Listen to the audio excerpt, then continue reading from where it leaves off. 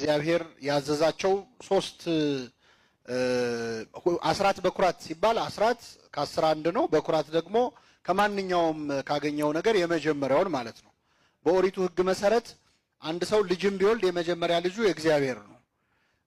እስካልተሳለ ድረስ የመስጠት ግዴታ የለበትም። ግን የመጀመሪያ ልጁን ቤዛ ይሆን ዘንድ ለእግዚአብሔር ስጦታ ይህን ያህል ነገር ብሎ ለቤተ መቅደስ መባ ያስገባል። የዛ ልዋጭ ማለት ነው። ማንኛውም ከማህፀን የሚወጣው በኩር የእንስሳም ይሁን ያንተም ልጅ ቢሆን የኔ ነው ብሏል እግዚአብሔር። በእኛ ኮንቴክስት ደግሞ ለምሳሌ የመጀመሪያ ደሞዛችሁ የእግዚአብሔር ስራ ስትጀምሩ የመጀመሪያ የምታገኙት ደሞዝ የእግዚአብሔር ነው። ከዛ በኋላ ያለው እንዲባረክ ከፈለክ እንድታደርገው ገበሬውም ሲያመርት የመጀመሪያ ምርቱን ለእግዚአብሔር እንዲሰጥ ይሄ በኩራት ይባላል።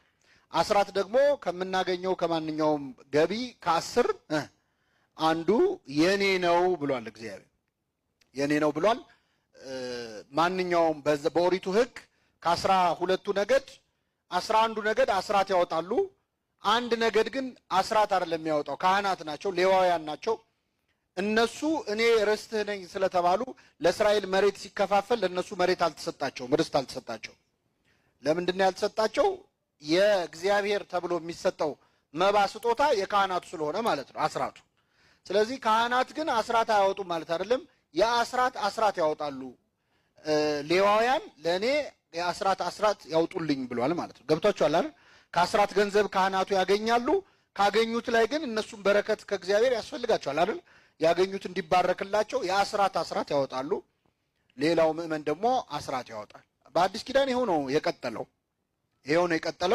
በቤተ ክርስቲያናችን ከምናገኘው ከገቢያችን ከ10 አንዱን እንድንሰጥ ቤተ ክርስቲያናችን ታዛለች። እግዚአብሔርን በነገራችን ላይ አትፈታተነው ተብሎ ተጽፏል አይደል? ጌታ አምላክህን ምን አትበለው።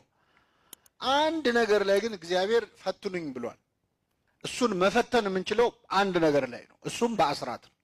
ስጡኝና እኔ ባልባርክላችሁ፣ ያላችሁን ነገር ባላበዛላችሁ፣ የሰማዩን መስኮት ባልከፍት፣ የዘራችሁት ባይበቅል፣ አስራት አውጥታችሁ ይህን ባላደርግ እስቲ ፈትኑኝ፣ ስጡኝና ፈትኑኝ ብሎ ተናግሯል። ሰርቃችሁኛል ይላል እግዚአብሔር ይላል። እንደውም አስራትን በተመለከተ ብዙ ጊዜ እኛ ቤተ ክርስቲያን ገንዘቧ እየተበላ ነው ምናምን የሚል ወሬ ስትሰሙ ከኔ ጋር ናችሁ?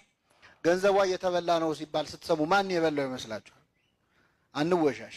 እነዚህ ካህናት እኮ በቃ ምንም እኮ መፍትሄ የለውም ይሄ ነገር አንድ ነገር ካልተደረገ እንላለን። ቁጥር 1 ዘራፊ ግን ምዕመናን ናቸው። ቁጥር 1 የቤተ ክርስቲያን ዘራፊዎች ምዕመናን ናቸው። አስራት ባለማውጣት ማለት ነው። ሰርቃችሁኛል ይላል የሰራዊት ጌታ እግዚአብሔር። በምን ሰረቅን ትላላችሁ? አስራት በኩራትን ስለማታወጡ ነው ብሎ ተናግሯል። ስለዚህ ካህናት ወይም ቤተ ክህነት የሚሰራ ሰው ምናምን ብቻ አይደለም ቤተ ክርስቲያንን መዘበረ ወሰደ የሚባለው። በእግዚአብሔር ገንዘብ ነው እየተዝናና ያለው አንተ ማለት። ስለዚህ አስራታችንን ማውጣት ለኛ ነው። መባረክ ከፈለክ አሁን እኔ ደሞዜ እኮ አሲድ ነው በየት በኩል በቃ ኪሴ ቀዳዳ እንደሆነ አላውቅም ብን ይላል አንዳንድ ሰው የሆነ መተት ምናምን ተደርጎ መተቱ አስራት አለማውጣት። ሌላ አንድ ስማቸውን የማልጠቅሰው አባት አንዲት ልጅ ምን ብላ ታማክራቸዋለች? ደሞዜ 6000 ብር ነው እና በቃ የቤት ኪራይ ከፍዬ እየሰማችኝ ነው። የቤት ኪራይ ከፍዬ ለቤተሰብ ልኬ ለትራንስፖርት ለምን አስቤዛ አድርጌ ምንም አይበቃኝም እና መተት ሳይደረግብኝ አይቀርም አለች። ስንት ነው ደሞዝ? 6000። አይ ደሞዝሽ ነው መተቱ አሏት። ችግር ነው ያለው እንደውም አበርክቶልሻል አሏት። እና ለምንድን ነው ያነሳሁት? አንዳንዴ አልበረከተልኝም ምናምን እንዲህ ተደርጎብኝ ነው ምናምን እያልክ ከምትጨናነቅ አስራት አውጣና እየው ስጡኝና ፈትኑኝ የሰማይን መስኮት ካልከፈትኩ ብሏል። ነቀዝ እንዳይበላው አደርጋለሁ ይላል። ነቀዝ ማለት በእኛ ኮንቴክስት ምንድን ነው? ሰርተህ በበሽታ በጤና በሕክምና አታጠፋውም ገንዘቡን ማለት ነው። እግዚአብሔር ገንዘብ አይሰጥም፣ ግን ኪስ ውስጥ ያለውን ትንሽ ገንዘብ ብዙ የመግዛት አቅም እንዲኖረው ማድረግ ይችላል አይችልም? እስራኤልን 40 ዓመት እኮ መንገድ ሲመራቸው ለ40 ዓመት የሚሆን ጫማና ልብስ እኮ መጀመሪያ አላደላቸው። ጫማቸው አላለቀም፣ ልብሳቸው አላለቀም። 40 ዓመት እንዲቆይ አድርጎታል ያን ልብስ ያንን ጫማ ማለት። ስለዚህ እግዚአብሔር ያለችን ትንሽ ብር ራሱ እድሜዋን መጨመር ይችላል ከባረከው ማለት። ይሄን በረከት የፈለገ ሰው አስራት ማውጣት አለበት። ሁለተኛው አስራት መክፈል ያለብን ለማን ነው?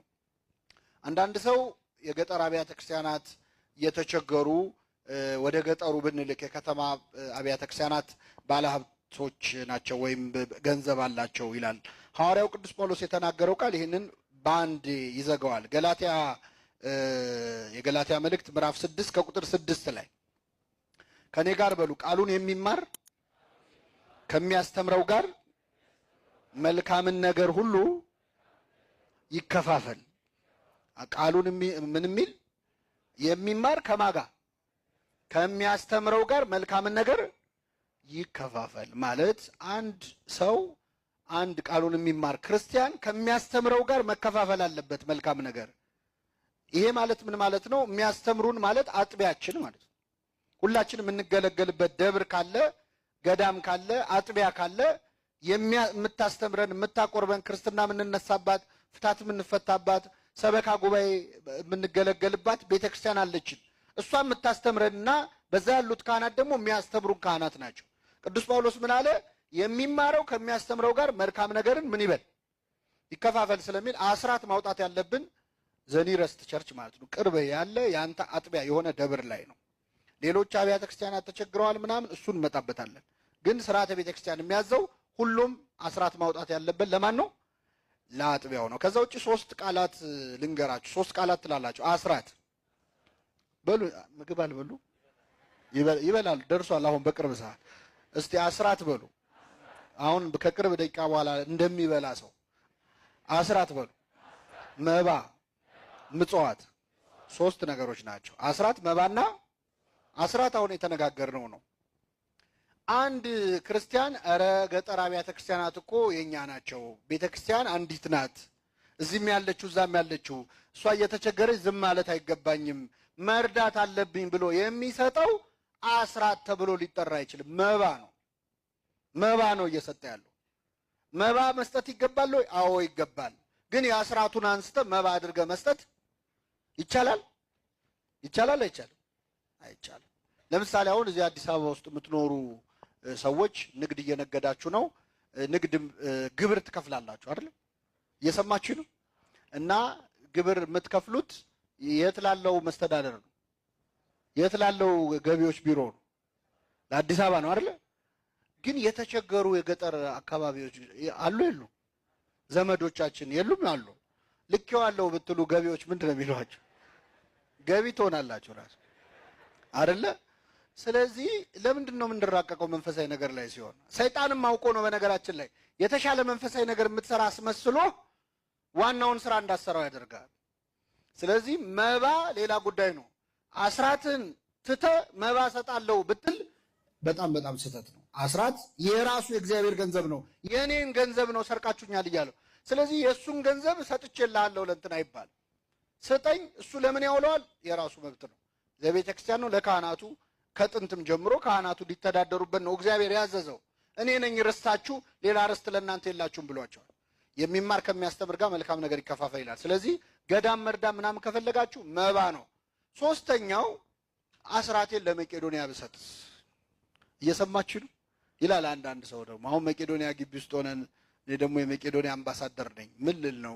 ጉድ መጣብኝ እኮ እዚሁ ግቢ ውስጥ ልሳሳት ነው። አይ እንዲህ ብሎ ነገር የለም። አስራትን ለመቄዶንያ መስጠት ኃጢአት ነው። በነገራችን አይገናኝም። አስራት የማን ገንዘብ ነው?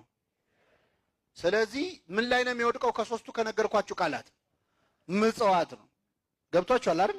ምጽዋት መስጠት ይገባል። መቄዶንያ መርዳት ይገባል። አዎ ይገባል። አስራት አንጥቼ ግን እሰጣለሁ ማለት አትችልም። ለድሆች ይሰጥ፣ የእግዚአብሔር ቤት እንትን ለድሆች ይሰጥ ማለት አይቻልም። ይሄ የይሁዳ ሐሳብ ነው።